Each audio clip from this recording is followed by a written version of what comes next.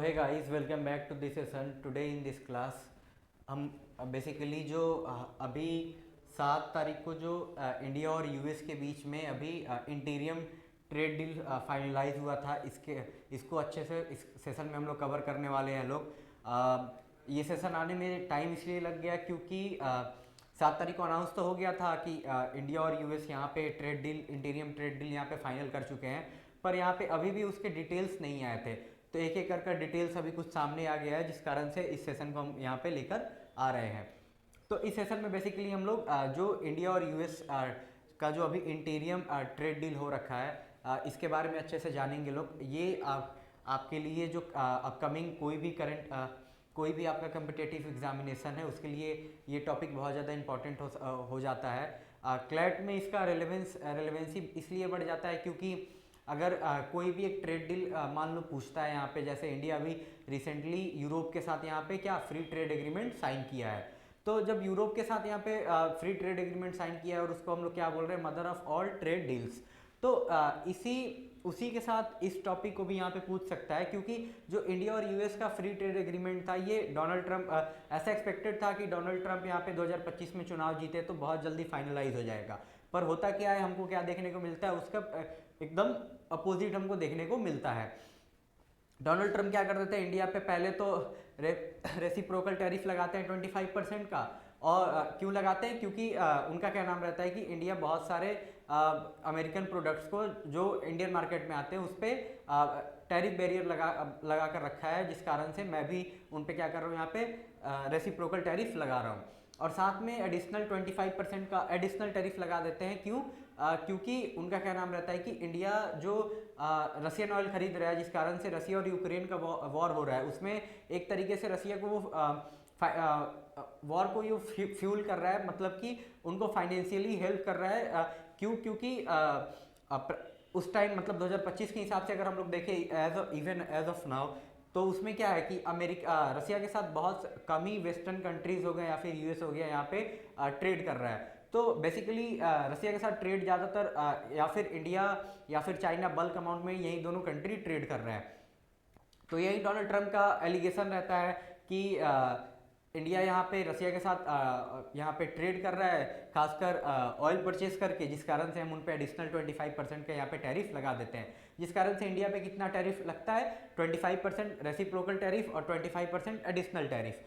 तो इंडिया पे यूएस के द्वारा 50% के अराउंड टैरिफ अभी तक था 7 तारीख तक। और साथ में इंडिया ही नहीं, इंडिया के साथ साथ ब्राज़ील पे भी, इंडिया और ब्राज़ील पे ही सबसे ज़्यादा टैरिफ डोनाल्ड ट्रंप के द्वारा अभी तक मतलब कंटिन्यूएशन में चला हुआ आ रहा था। इन्हीं दो कंट्री पे था जिसमें जो इंटीरियम ट्रेड डील हो रखा है, जिसमें उसको भी जो 50% का इंडिया पे टैरिफ था, तो 25% जो एडिशनल टैरिफ था रशियन ऑयल खरीदने के कारण, उसको तो हटा दिया गया है। और डोनाल्ड ट्रंप का ऐसा कहना है कि इंडिया क्या करेगा अपकमिंग डेज में, रशियन ऑयल का यहाँ पे जो इंपोर्ट है उसको और ज़्यादा कम कर देगा, तो उसको तो जीरो कर दिया गया है। और साथ में जो 25% यहाँ पे रेसिप्रोकल टैरिफ लगाया गया था, उसको कम कर 18% कर दिया गया है। यानी टोटल अगर हम लोग देखें तो पहले अभी 50% टैरिफ लग रहा था, तो अभी कितना लग रहा है, यहाँ पे 18% टैरिफ हमको लगते हुए दिख रहा है। तो यही बेसिकली ये पूरा कॉन्टेक्स्ट था। तो अगर मान लो आपसे क्लैट के एग्जाम में ही अगर हम लोग देखें, तो अगर आपसे यहाँ पे जब इंडिया और यूरोप का फ्री ट्रेड एग्रीमेंट पूछेगा, तो ये टॉपिक भी साथ में पूछ सकता है। या फिर यूएस से रिलेटेड अभी पूरे जियो पॉलिटिकल बहुत सारे न्यूज़ेस हमको भी देखने को मिलेंगे, जैसे यूएस का वेनेजुला के साथ हो गया, या फिर ग्रीनलैंड का इशू हो गया। तो इन सब के साथ आपको क्या करना है, कनेक्ट करके इन सब चीज़ों को चलते रहना है। कोई भी एक टॉपिक यूएस से उठाएगा जिसमें बहुत सारा यूएस से रिलेटेड जितने न्यूज़ है वो पूछ सकता है, कोई भी एक कम्पिटेटिव एग्जाम हो आपसे। तो आज के सेशन में इसी जो इंटीरियम यहाँ पे जो ट्रेड डील हो रखा है इंडिया और यूएस के बीच में, इसके बारे में हम लोग जानेंगे कि जो अभी तक इन्फॉर्मेशन सामने निकल कर आ रखा है उसके बारे में। तो यहाँ पे बता रखा है कि what happened India and US on Saturday unveiled a framework for an interim trade agreement signaling renewed momentum toward a broader bilateral trade pact after months of negotiation and recent tariff tension। वही बता रखा है कि मतलब कुछ महीनों का यहाँ पे जो दोनों कंट्री के बीच में जो टेंशन था और इतने सारे नेगोशिएशन के बाद फाइनली एक यहाँ पे इंटीरियम ट्रेड एग्रीमेंट दोनों कंट्री यहाँ पे फाइनलाइज करने में सक्सेसफुल रही है। तो what is the framework? The US and India have jointly announce a framework for इंटीरियम trade agreement, a structure plan that both government agreed on as a step forward, a larger, more comprehensive trade deal, a bilateral trade agreement or BTA. It's not the final agreement, but a formalized outline of key terms. They will implement it immediately while continue negotiation. तो वही बता रखा है कि दोनों country के बीच में अभी यहाँ पे जो BTA यानी बायलेटरल ट्रेड एग्रीमेंट हम लोग बोले, अभी फाइनलाइज अभी नहीं हुआ है। तो जब तक फाइनलाइज ना हो जाए तब तक के लिए दोनों कंट्री यहाँ पे मिलकर एक इंटीरियम ट्रेड एग्रीमेंट करने में सक्सेसफुल रहे हैं। और ये इंटीरियम ट्रेड जो यहाँ पे एग्रीमेंट है ये इम्प्लीमेंट हो जाएगा और साथ में नेगोशिएशन भी जारी रहेगा कि हम लोग क्या करें, यहाँ पे एक फाइनल ट्रेड एग्रीमेंट साइन कर लें। तो देखो इसका बैकग्राउंड क्या है। तो this development comes after nearly a year of trade tension between the two countries. In 2025, US imposed a steep reciprocal tariff up to 50% on Indian export, particularly tied to India's oil purchase from Russia, severely hunting Indian exporter. India strongly objected, calling the levies unfair and trade relation grew strained. Efforts to conclude a broader trade deal stalled. This framework reflects a reset in economic ties with both sides making consensus to pave the way for deeper cooperation. अब देखो यहाँ पे यही बता रखा है कि background क्या था कि पिछले 1 सालों से यहाँ पे पहले तो यूएस के द्वारा 25% रेसिप्रोकल टैरिफ लगाया जाता है, फिर 25% एडिशनल लगा दिया जाता है। क्यों? क्योंकि यूएस का एलिगेशन है इंडिया पे कि इंडिया यहाँ पे रसिया से ऑयल बाई कर एक तरीके से जो रसिया और यूक्रेन का वॉर है उसमें रसिया को फाइनेंशियली फ़ायदा पहुँचा रहा है। और तो यही बता रखा है कि जिस कारण से लगाया गया, तो ये 50% टैरिफ लगाने के कारण क्या हुआ, जो इंडिया और यूएस के बीच में जो ट्रेड डील यहाँ पे साइन होना था मई जून में ही लास्ट ईयर 2025 में, वो डिरेल होते गया और एक तरीके से हम लोग देखें तो वो जाके रुक गया। पर फाइनली यहाँ पे फिर से क्या होता है, कुछ मंथ में यहाँ पे जो हमारे दोनों कंट्री के रिप्रेजेंटेटिव है, लीडर है, वो बात करते हैं और एक यहाँ पे इंटीरियम ट्रेड एग्रीमेंट फाइनलाइज करने में फाइनल हुए हैं। तो वही बताया हुआ है आगे कि जो यूएस के द्वारा 50% टैरिफ लगाया गया, तो इंडिया इसको मतलब बोला कि ये बिल्कुल अनफेयर है, ये ऐसे अगर ऐसा कोई कंट्री करेगा तो ये जो ट्रेड प्रैक्टिस होता है दो कंट्री के बीच में वो और ज़्यादा इससे डिस्करेज होगा। तो ये इंडिया का कहना था। अब देखो ये जो हमारा अभी फ्रेमवर्क जो हमारे सामने आ रखा है इंडिया और यूएस ट्रेड डील का, इंटीरियम ट्रेड डील का, इसमें कुछ की कमिटमेंट क्या है। तब यहाँ पे इंडिया क्या मेजर ऑफर दे रहा है, तो इंडिया का नाम है कि हम टैरिफ रिडक्शन करेंगे। यूएस के जो मेजर यूएस जो इंडिया में एक्सपोर्ट करता है बहुत सारे चीज़ों को, उस पर इंडिया क्या करेगा, बहुत जो टैरिफ है उसको यहाँ पे रिड्यूस करेगा। तो ये बता रखा है tariff reduction on US import. अब इंडिया एग्रीड टू एलिमिनेट और सब्सटेंशियली रिड्यूस टैरिफ ऑन। अब इन सब चीज़ों पे बताया हुआ है कि इंडिया मतलब माना है कि हम क्या करेंगे, या फिर इन सब चीज़ों पे टैरिफ को पूरी तरीके से हटा देंगे या फिर कम करेंगे।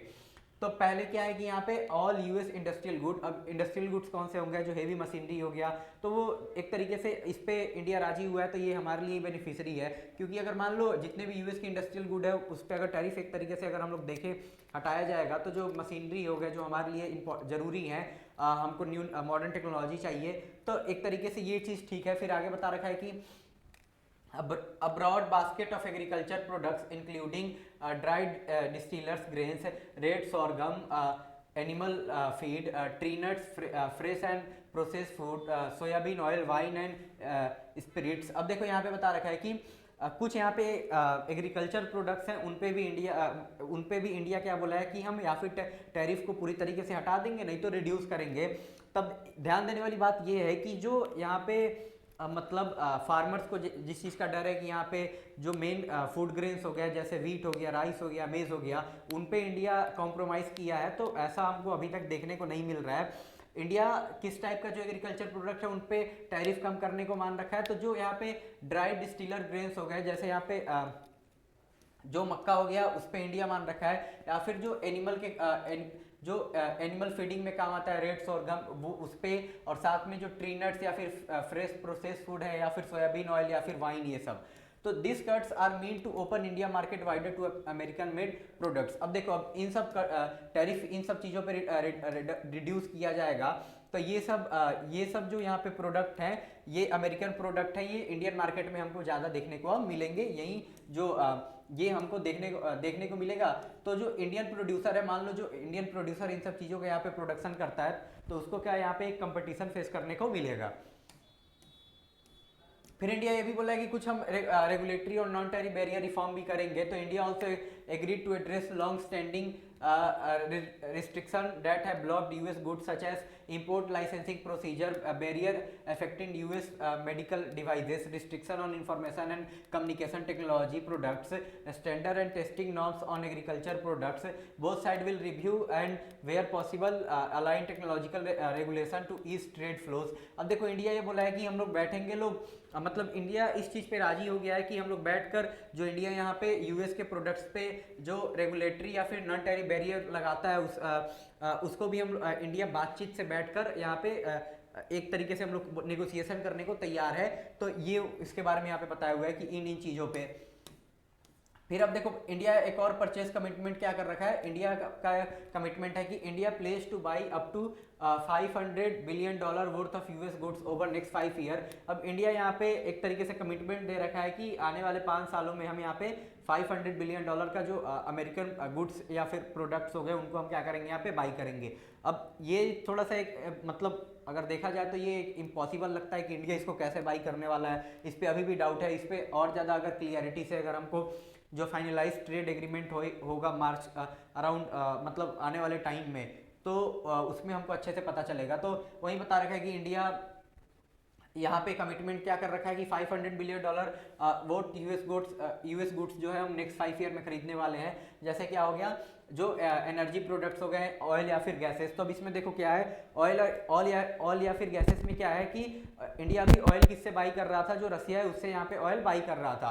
तो इंडिया मतलब रसिया का ऐसा क्या नाम है, डोनाल्ड ट्रंप ट्वीट करके क्या बोलते हैं कि इंडिया आने वाले टाइम में रसियन ऑयल परचेस है उसको क्या कर देगा, पूरी तरीके से यहाँ पे कम कर देगा। और इंडिया क्या बाई करेगा यहाँ पे, जो यहाँ पे यूएस के द्वारा जो वेनेजुएलन ऑयल है और जो यूएस के द्वारा यहाँ पे एक्सपोर्ट किया जाएगा, उसको इंडिया यहाँ पे बाई करने वाला है।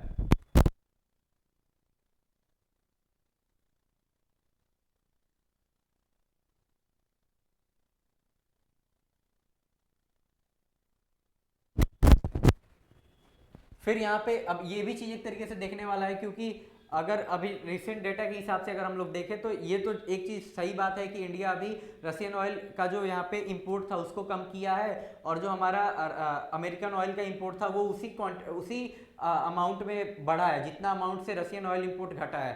तो एक ये चीज़ तो हमको देखने को मिल रहा है। पर इसमें एक मतलब अभी द हिंदू में डेटा आ रखा था, उस डेटा के हिसाब से कि जिस इंडिया रसिया से ऑयल क्यों परचेस करता था, क्योंकि रसिया बहुत ज़्यादा सब्सिडाइज अमाउंट पे यहाँ पे कम दामों में इंडिया को ऑयल प्रोवाइड करती थी। पर अभी क्या है, अभी के टाइम पीरियड पे रसिया उस अमाउंट से उस सब्सिडाइज रेट पे इंडिया को अभी ऑयल नहीं बेच रही है, जिस कारण से इंडिया को अगर मान लो वही रेट पे ऑयल अगर यूएस से मिल रहा है तो इंडिया भी तैयार है क्या कि अपना जो ऑयल का यहाँ पे इम्पोर्ट है उसको डाइवर्सिफाई करने में। तो इसमें कोई वैसे अगर एक तरीके से देखा जाए तो कोई दिक्कत भी नहीं है, क्योंकि इससे डायरेक्टली हमको घाटा तो नहीं हो रहा है। ऐसा तो नहीं है कि हम लोग जो रसिया यहाँ पे हमको ज़्यादा सब्सिडाइज रेट पे ऑयल दे रही है तो हम उसको छोड़कर यूएस से महंगा ऑयल खरीद रहे हैं। तो ऐसा जो एक हिंदू में अभी डाटा आ रखा था उस डाटा से हमको पता चला। तो एक ये चीज़ है, और साथ में पर एक और चीज़ अगर हम लोग देखें यहाँ पे, तो अगर मान लो रसिया हमारा क्या है, रसिया हमारा एक ट्रस्टेड पार्टनर है। रसिया किसी भी टाइम पर हमारे साथ यहाँ पे खड़ा रहता है, कोई भी सिचुएशन क्यों ना हो। पर वो सेम भरोसा हमको क्या अमेरिका के साथ यहाँ पे हम लोग वैसा नहीं है।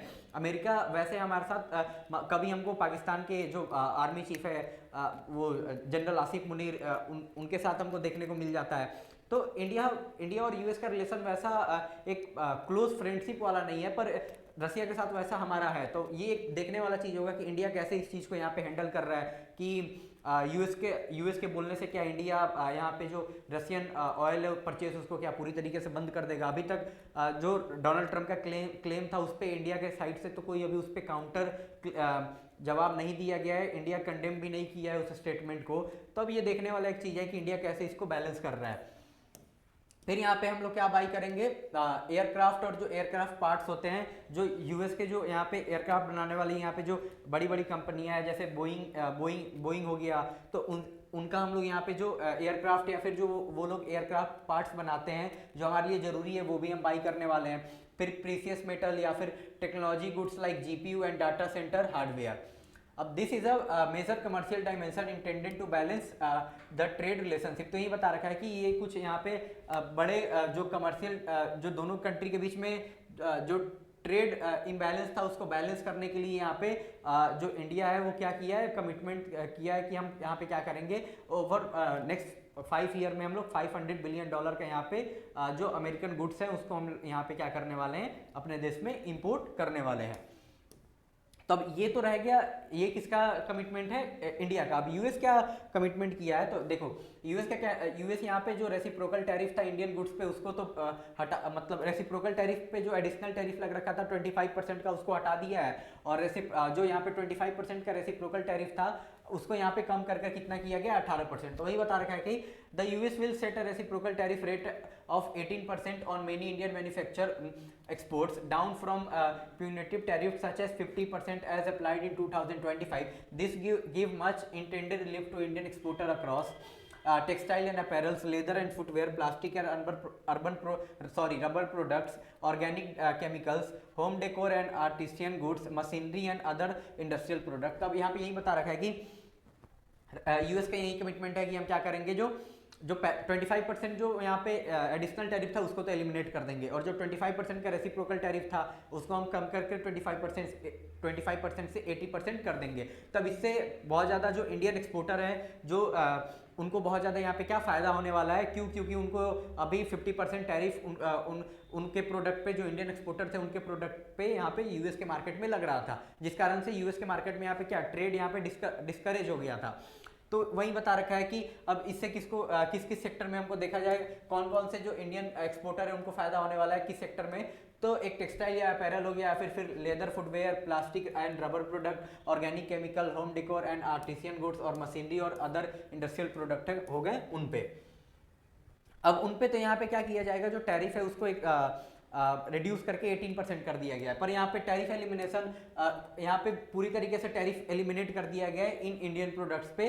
तो वही बता रखा है कि this the US will remove tariff entirely on certain Indian product subject to final agreement. पहला क्या हो गया यहाँ पे, जेनरिक फार्मास्यूटिकल, फिर जेम्स एंड डायमंड, फिर aircraft part, also certain aviation related tariff imposed on national security grounds will be lifted helping Indian aerospace export। अभी ये बता रखा है कि ऊपर जो हम लोग जाने उस पर तो टैरिफ को कम किया गया है 18% तक, पर ये सब जो चीज़ है इस पे टैरिफ एलिमिनेशन करने का बात यहाँ पे प्रपोजल यहाँ पे रखा गया है, और साथ में इससे फ़ायदा इन सब सेक्टर को होने वाला है। खासकर यहाँ पे ये बताया गया है कि जो एविएशन सेक्टर में यहाँ पे जो नेशनल सिक्योरिटी का ग्राउंड लेकर जो टैरिफ लगाया जाता था यूएस के द्वारा, कि एविएशन सेक्टर में हम इंडियन जो यहाँ पे एरोस्पेस इंडस्ट्री उसको घुसने नहीं देंगे, तो अब उस पर भी यहाँ पे क्या बोला गया है कि उस चीज़ को भी यहाँ पे उस टैरिफ को भी यहाँ पे क्या किया जाएगा, हटाया जाएगा। अब यहाँ पे दे रखा है preferential access. The framework provide first tariff quota for certain Indian automotive parts. Rules of origin that ensure trade benefits mainly apply to Indian and the US. This creates discipline reciprocal trade condition। में यही बता रखा है कि इससे क्या हुआ है कि दोनों देश को हमको यहाँ पे एक तरीके से फायदा देखने को मिलेगा।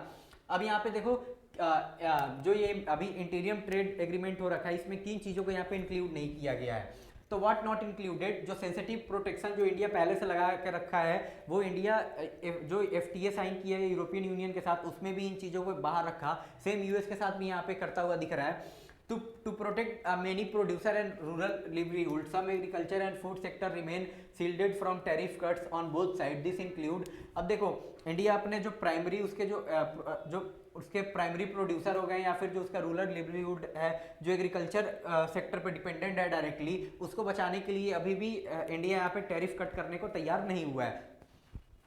तो क्या क्या हो गया, एक मेज हो गया, वीट, राइस, सोयाबीन। देखो सोयाबीन और सोयाबीन ऑयल में यहाँ पे डिफरेंस है। फिर यहाँ पे पोल्ट्री, मिल्क, चीज या फिर अदर डेयरी प्रोडक्ट हो गए, उस पर भी इंडिया का क्या नाम है, हम इसमें यूएस के मार्केट को अभी घुसने नहीं देंगे। साथ में जो एक तो हम लोग ऊपर क्या जाने थे लोग कि एक टाइप का जो एनिमल फीडिंग प्रोडक्ट है उस पर क्या इंडिया मान गया है टैरिफ हटाने को, पर जो most of the animal feeding product है उस पर अभी भी इंडिया नहीं माना है। साथ में जो इथेनॉल हो गया वो हो गया, या फिर टबैको, या फिर सेलेक्टेड वेजिटेबल मीट प्रोडक्ट्स, और या फिर हम लोग देखें यहाँ पे this ensures food security and protect farmer from sudden market disruption. अब देखो यही बता रखा है इन सब चीज़ों से इंडिया इस पे अभी क्या इन सब चीज़ों को इंक्लूड नहीं किया है इस इंटीरियम ट्रेड डील में। तो इससे क्या होगा, जो हमारा फूड सिक्योरिटी है वो भी इंडिया इंश्योर कर रहा है, और साथ में जो इंडिया के फार्मर है उनको भी यहाँ पे एक तरीके से बचाया जा रहा है।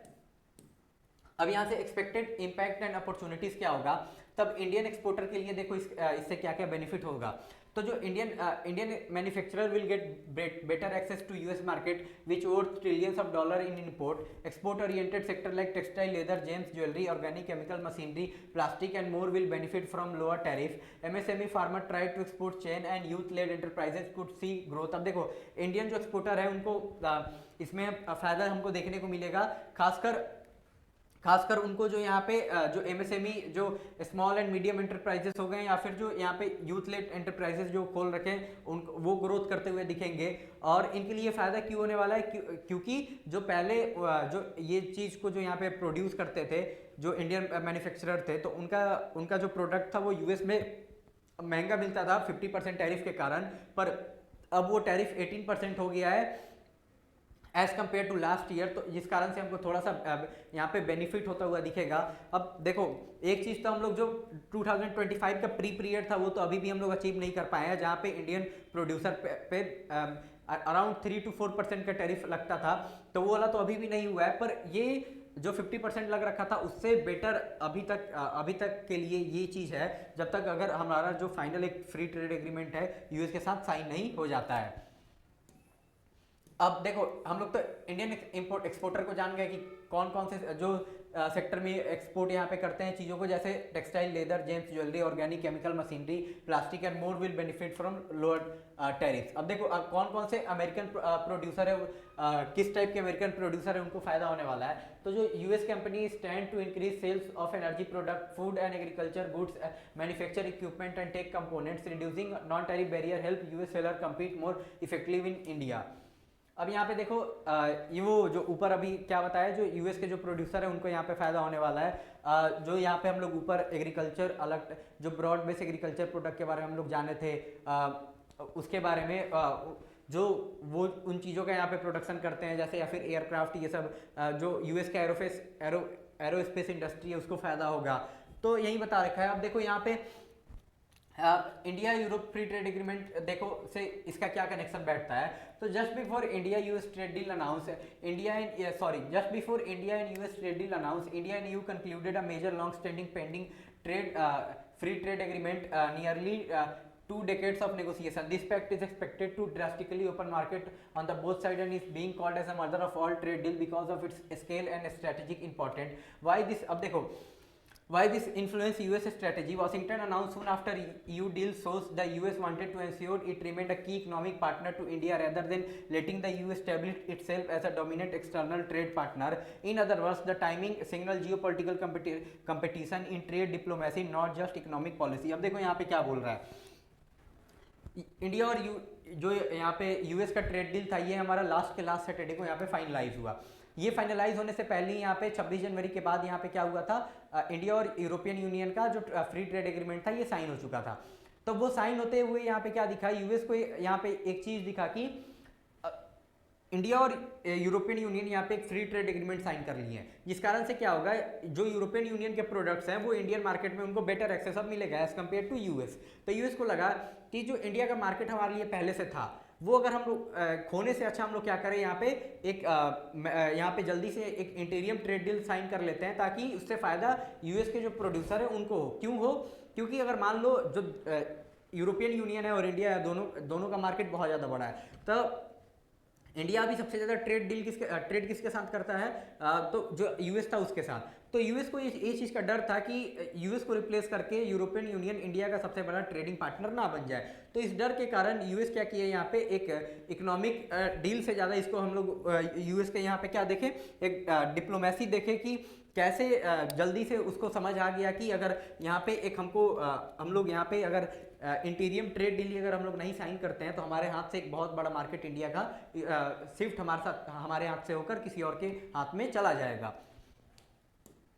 तब यहाँ पे बता रखा है कि India multi partner approach, India has been pursuing trade agreement with multiple major partners EU, US and others. This diversified strategy allow New Delhi to reduce dependence on any single market and to leverage negotiation position. अब यहाँ पे बता रखा है कि जब US के द्वारा यहाँ पे जो यहाँ पे रेसिप्रोकल टैरिफ और एडिशनल टैरिफ लगाकर 50% कर दिया गया इंडियन प्रोडक्ट्स पे, तो इंडिया भी यहाँ पे अपने मार्केट को डाइवर्सिफाई करने लगा कि हम भी जो हमारा एक्सपोर्ट है हम उसको डाइवर्सिफाई करेंगे, सिर्फ यूएस पे डिपेंडेंट नहीं रहेंगे, अलग अलग देशों के साथ यहाँ पे हम क्या करेंगे, एक्सपोर्ट करेंगे, ट्रेड करेंगे।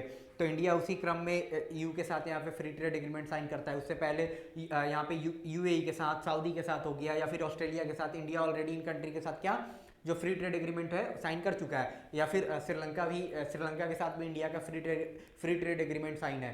तो इंडिया का एक ये अप्रोच है कि हम सिर्फ एक पे डिपेंडेंट नहीं रहेंगे, ताकि अगर हम लोग एक पे डिपेंडेंट नहीं रहेंगे, अगर हमारा सबके साथ उठना बैठना यहाँ पे होगा, सबके साथ हम ट्रेड करेंगे, तो उससे हमको एक अलग सा एज मिलेगा। अगर हम लोग यहाँ पे नेगोशिएशन करने के लिए किसी के साथ भी टेबल पे बैठेंगे कि हम पे उसका दबाव नहीं रहेगा। क्यों? क्योंकि हम उस पर डायरेक्ट अब डिपेंडेंट नहीं है, उस पर हम यहाँ पे निर्भर नहीं है। अब आगे हमको क्या देखने को मिल सकता है, the framework will promptly implemented by both government officials said they intend to finalize a full interim agreement and broader BTA by March 2026 with continued negotiation on regulatory and market access specifics। अब देखो आगे बता रखा है कि अब ये तो आने वाले टाइम में ये चीज़ अब इम्प्लीमेंट होने ही वाला है, जो अभी इंटीरियम ट्रेड एग्रीमेंट साइन हो रखा है। साथ ही में मार्च तक हमको जो यहाँ पे जो बायलैटरल ट्रेड एग्रीमेंट है BTA मार्च 2026 तक मतलब दोनों साइड के ऑफिशियल्स हैं, उनका कहना है कि एक हमको फाइनलाइज होते हुए दिख जाएगा, जो लॉन्ग पेंडिंग है, जो 2025 से यहाँ पे डिले होता हुआ आ रहा है। तो आज की सेशन में इतना ही। जब फाइनल जो इंडिया और यूएस के बीच का जो फाइनल बायलैटरल ट्रेड एग्रीमेंट है अगर साइन हो जाता है, तो आपको क्या करना है, उसके साथ साथ इसको भी यहाँ पे कनेक्ट करके चलना है कि इस जो यहाँ पे इंटीरियम ट्रेड एग्रीमेंट है और जो final bilateral trade agreement sign होने वाला है, दोनों में क्या डिफरेंसेस है, या फिर उसमें क्या नया आता है, या फिर इसी का कंटिन्यूएशन तो नहीं है। तो ऐसे आपको रिवाइज करना है इसको। ये टॉपिक आपके एग्जामिनेशन के लिए बहुत ज़्यादा इंपॉर्टेंट है। फिर से मिलेंगे आपसे एक नए सेशन में। आज के इस सेशन के लिए इतना ही। अगर आपको और भी किसी टॉपिक पे वीडियो चाहिए, किसी भी लॉ एंट्रेंस एग्जामिनेशन से रिलेटेड या फिर आपके बोर्ड्स एग्जामिनेशन से रिलेटेड, तो आप एक बार कमेंट सेक्शन में कमेंट कर दीजिएगा। आपको मैं ट्राई करूंगा कि उन टॉपिक पे भी वीडियो बना सकूं। आज के इस सेशन में इतना ही। फिर से मिलते हैं आपसे नेक्स्ट सेशन में। तब तक के लिए बाय बाय, टाटा, जय हिंद।